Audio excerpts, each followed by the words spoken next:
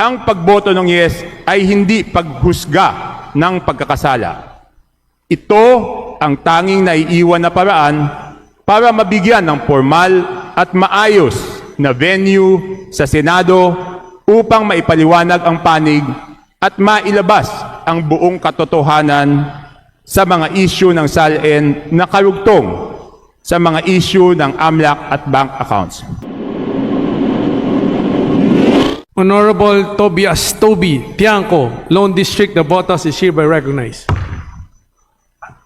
Mr. Speaker, dear colleagues, ang hirap bumoto ng yes dahil ang sama ng timing nitong impeachment na ito. Nataon kung kailan hirap ang buhay ng ating mga kababayan dulot ng krisis sa gitnang silangan. At mauna pa itong impeachment kaysa pagpasa natin ng batas na makakatulong sa kanila sa panahong ito. Hirap po sila sa presyo ng bilihin.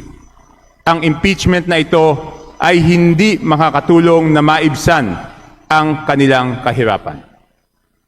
Ngunit sa ilalim ng ating saligang batas ay may itinakdang numero ng araw para ito ay maresolba sa House of Representatives. Ang hirap bumoto ng yes dahil walang moral authority ang House dahil sa laki ng corruption issue sa mga dating liderato ng House of Representatives sa akusasyon ng mali-maletang ninakaw nila at kanilang mga kasabwat. At ngayon ay humihingi ng accountability sa Vice President para sa mas maliit na halaga.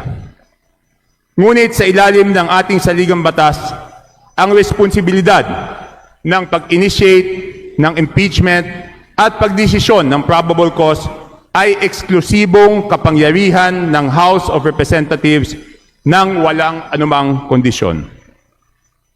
May mga sinusunod tayong mga batas at ang accountability ay dapat para sa lahat ng public officials at walang pinipili.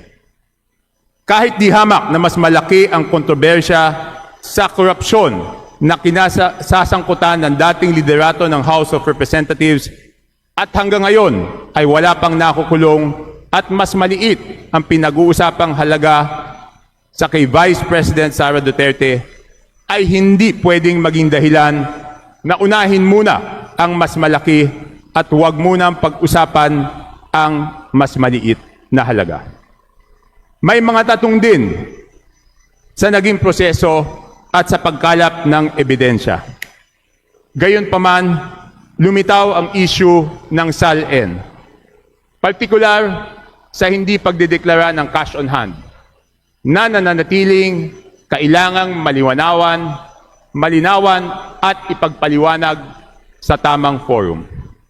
Dahil nagdesisyon ang kampo ng Vice Presidente Sara Duterte na hindi dumalo dito sa House of Representatives, hindi nagkaroon ng pagkakataon na linawin ito.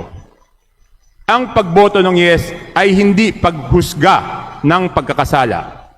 Ito ang tanging naiiwan na paraan para mabigyan ng formal at maayos na venue sa Senado upang maipaliwanag ang panig at mailabas ang buong katotohanan sa mga isyu ng SALN na karugtong sa mga isyu ng AMLAC at bank accounts. Ito ay pagkakataon para ipaliwanag niya on record at sa loob ng proseso ang kanyang panig at maipagtanggol ang kanyang sarili. Ito ang pinakaresponsableng hakbang sa puntong ito. Kasama ng pagboto ng yes ay may dalawa akong kahilingan. Una, sa liderato ng House of Representatives na madaliin na ang pagpasa ng batas na makakatulong sa ating mga kababayan na naghihirap sa panahong ito. Pangalawa, magalang akong nananawagan sa mga ahensya na may responsibilidad na panagutin ang mga big fish at ang mastermind ng pinakamalaking korupsyon sa kasaysayan ng ating bansa. Ako ay buong pusong naniniwala sa kanilang integridad. At alam kong pinagbubutihan nila ang makapag-file ng malakas na kaso na hindi madidismiss sa korte.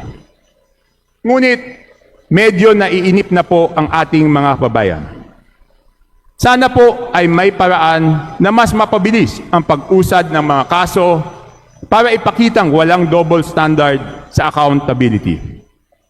Ipakitang hindi pinoproteksyonan ang kakampi para hindi po isipin ng taong bayan na namimili lang ng kalaban sa politika.